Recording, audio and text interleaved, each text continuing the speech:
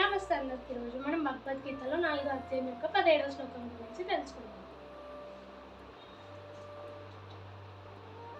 కర్మణో happy బోధవ్యం చ వికర్మణః అకర్మణస్య బోధవ్యం గహన కర్మణో గతిః. హే పార్థ, మనిషి అన్నిటి నుండి విముక్తి పొందాలి అంటే తను చేసే పనుల మీద తనకు అవగాహన ఉండాలి. అంటే తను చేసే పని కర్మన, అకర్మణ, వికర్మణ అని తెలుసుకొని ఉండాలి. ఈ కర్మ, అకర్మ, వికర్మ ఏంటో ఈ శ్లోకంలో తెలుసుకుందాం. మనిషి తన కర్మలు తను చేసుకుంటూ తన కర్తవ్యాలను తను నిర్వర్తిస్తూ భక్తి మార్గంలో ఉండడమే కర్మ. ఏ పని చెయ్యకపోవడం వికర్మ అవుతుంది. ఇంకా భక్తి మార్గంలో ఉంటూ తన కర్మలు కర్తవ్యాలు చేసుకుంటూ ఏ ఫలాపేక్ష ఆశించకుండా ఉంటే అది ఆ కర్మ అవుతుంది.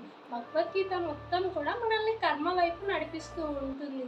శ్రీకృష్ణ భగవాన్ కూడా అదే చెప్తారు, కర్మ వైపు నడుస్తూ ఉండాలి. అలాగే ఆ కర్మలోకి వెళ్ళిపోతాం మనం.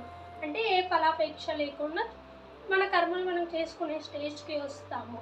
ఇంకా భగవంతుడు కూడా మనం ఎలా తలుచుకుంటే అలా, అంటే ఎలా ఇమాజిన్ చేసుకుంటే అలా, అంటే ఒక స్నేహితునిగా, ఒక గురువుగా, ఇంకా ఎలా ఇమాజిన్ చేసుకుంటే అలా దారి లేక మనతో అలా ఉండిపోతారంట.